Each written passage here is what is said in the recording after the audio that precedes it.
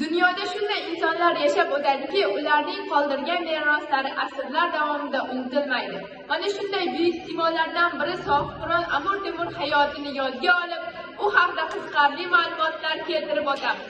Amir Temur o'ta o'tkazgan janglarning birontasida ham mag'lub bo'lmagan.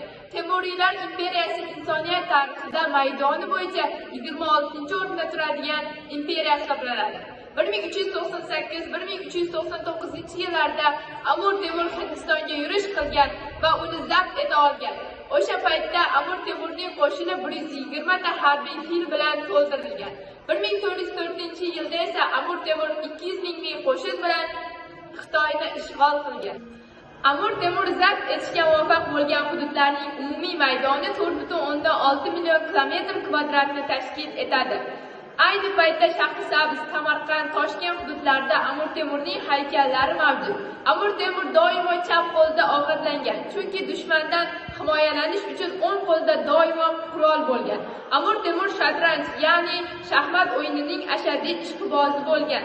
Amir Temurning 1395-yilda To'xtamishxon ustidan qilgan g'alabasi ruslarning Mo'g'ullar zulmidan ozod bo'lishini 200 yilga tezlashtirgan. Mashhur Tojmahal maqbarasi 17-asrda Temur avlodi bo'lmish Temurizoda Shohjahon tomonidan qurilgan. 1000 yillik tarixga ega Samarqanddagi obidalarning aksariyati Amir Temurning avlodlari tomonidan qurilgan.